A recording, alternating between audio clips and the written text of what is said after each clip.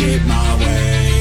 So you can go. Pertarungan ini awalnya dianggap miring. Banyak yang ngira Cannonier dengan segala pengalamannya di middleweight bakal ngasih pelajaran pahit buat Page. Tapi kenyataannya, Page nggak gampang digulingin. Dengan gaya khasnya yang flashy, penuh trik plus refleks kilat, dia bikin Cannonier harus mikir ekstra di tiap langkah. Meski pada akhirnya Cannonier sempat dapat momentum di ronde akhir, keputusan mutlak malah jatuh ke tangan Page. Jadi ceritanya, pengalaman panjang Cannonier nggak cukup buat nutupin celah yang dieksploitasi MVP. Tapi sorotan malam itu nggak cuma berhenti di sana teman-teman. Ada juga duel kelas welter yang bikin semua orang di arena teriak bareng. Carlos Prates, striker asal Brasil yang lagi naik daun, berhasil bikin Geoff Neal tidur dengan brutal. Bayangin aja, ronde pertama tinggal sisa 1 detik doang. Prates muter badannya dan ngeluarin sikutan berputar ke belakang yang mendarat telak di rahang Neal. Boom! Seketika lampu Neal padam, tubuhnya ambruk kayak boneka kehabisan baterai. Highlight itu langsung viral kemana-mana, bikin nama Prates makin ngeri buat disebut-sebut. Nah, habis pertarungan itu, media tentu nggak mau ketinggalan buat ngegali reaksi para fighter.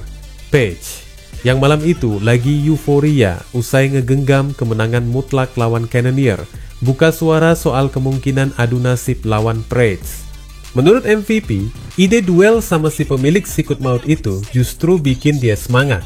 Dia nyebut kalau dia sama sekali nggak takut kena sikutan kayak Neal, karena dia yakin gaya bertarungnya cukup licin buat ngehindarin jurus itu. Singkatnya, MVP ngasih sinyal terang kalau Prates emang kepo, dia siap banget angkat tangan buat jadi lawannya. Buat Page, inilah tipe pertarungan yang dia incar. Pertarungan yang bukan cuma soal menang kalah, tapi juga soal bikin hype. Soal siapa yang bisa jadi pusat perhatian di dunia MMA. Prates sendiri lagi getol banget minta tampil di UFC Rio yang bakal digelar Oktober nanti di Brasil. Katanya, itu panggung yang pas buat nunjukin skill sekaligus ngasih hiburan ke fans tanah kelahirannya. Nah, menariknya, Page nggak keberatan sedikit pun kalau harus main tandang. Dia bahkan bilang pengen banget bisa tarung di Brasil.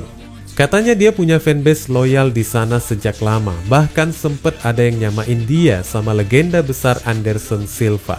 Bagi Page, itu penghargaan luar biasa. Dan meskipun sampai sekarang dia belum pernah nginjakkan kakinya di Brasil, dia yakin duel melawan Prates bisa jadi momen debutnya yang epic di tanah Samba itu. Tapi ada catatan penting soal posisi Page sekarang. 2 laga terakhirnya memang dia main di kelas menengah, alias 185 pound sekitar 88 kg.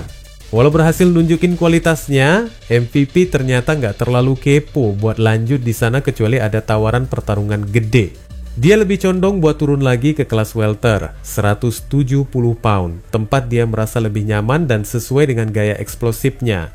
Jadi, kalau duel sama Prates beneran terwujud, kemungkinan besar bakal dimainkan di kelas welter. Fans tentu udah mulai bikin perhitungan. Prates punya keunggulan brutal dalam hal power, sikutannya jelas jadi senjata pamungkas.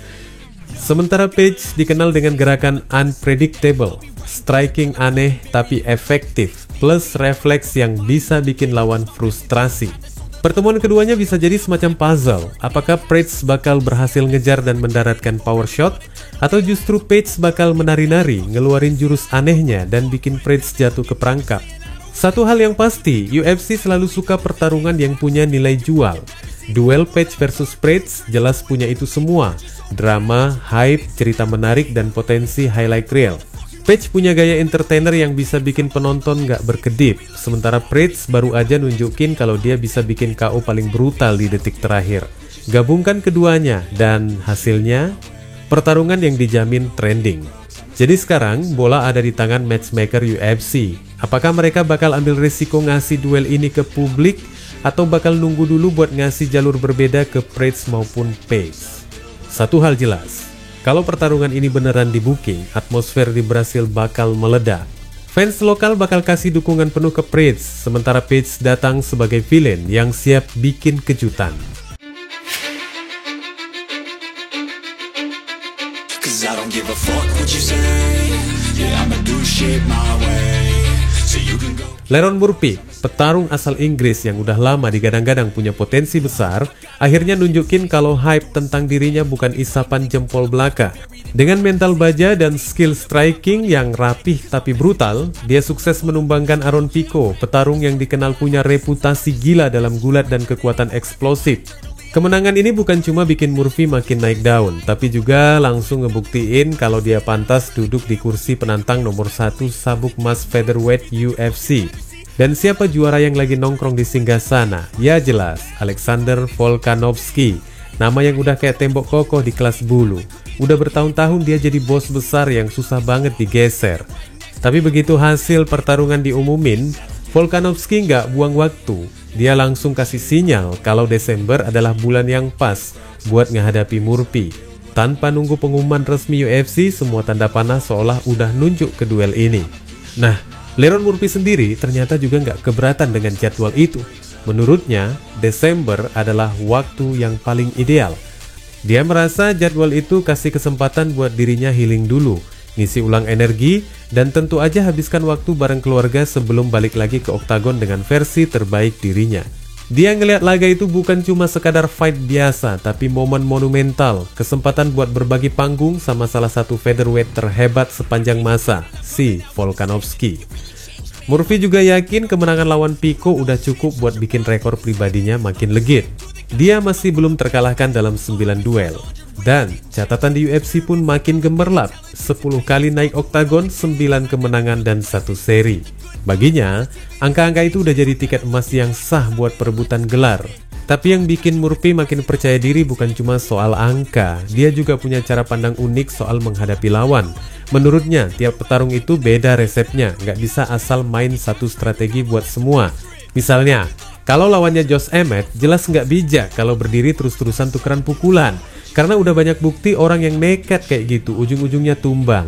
Jadi Murphy selalu nyusun game plan spesifik buat tiap nama. Dan kali ini, untuk Volkanovski, dia ngerasa harus munculin versi terbaik dirinya yang bahkan publik belum pernah lihat sebelumnya. Mari kita bicara sedikit soal gaya mereka, teman-teman. Volkanovski, si mantan pemain rugby yang banting setir ke MMA, udah terkenal dengan daya tahan yang gokil, fight IQ tinggi, plus stamina tanpa habis. Dia bisa bikin lawannya frustrasi dengan tekanan non-stop dan striking yang terukur. Nggak heran kalau sabuk emas udah lama nyaman di pinggangnya. Di sisi lain, Murphy punya aura petarung jalanan yang berkembang jadi striker kelas dunia. Pukulan dan kombinasinya licin, timingnya tajam, plus dia punya jiwa nekat khas petarung Inggris yang bikin duel selalu hidup. Kalau duel ini resmi kejadian, UFC bakal punya skenario yang nyaris sempurna. Desember bisa jadi ajang di mana legenda diuji sama pendatang baru yang lagi on fire. Sebuah cerita klasik, si raja tua melawan penantang lapar, dan buat para fans, itu jelas sesuatu yang nggak boleh dilewatkan. Bayangin aja kalau Murphy beneran bisa ngalahin Volkanovski. Itu bakal jadi cerita Cinderella modern di MMA. Dari petarung yang dulunya kurang diperhitungkan, tiba-tiba jadi raja baru di kelas bulu, ngerobohin nama besar yang udah lama dianggap tak tergoyahkan. Efeknya bukan cuma sabuk emas di pinggang, tapi juga legitimasi penuh kalau dia adalah the next big thing di UFC. Sebaliknya, kalau Volkanovski berhasil mempertahankan gelarnya lagi, itu cuma bakal makin nambahin daftar panjang warisan yang dia tinggalkan di kelas bulu. Setiap kali dia menang, posisi dia sebagai salah satu featherweight GOAT makin gak terbantahkan. Dan buat Murphy, kekalahan pertama bisa jadi pelajaran pahit, tapi bukan akhir. Dan dibalik semua drama ini, fans jelas bakal jadi pemenang terbesar. Pertarungan dua karakter dengan gaya berbeda. Di panggung besar, di ujung tahun, ini paket lengkap hiburan yang UFC butuhkan buat nutup 2025 dengan gebrakan. Jadi buat lu yang suka sama drama, hype, dan pertarungan penuh tensi, duel Leron Murphy lawan Alexander Volkanovski di Desember nanti bisa jadi klimaks yang sempurna meski ada kesan mengesampingkan Evlog. Wassalamualaikum warahmatullahi wabarakatuh.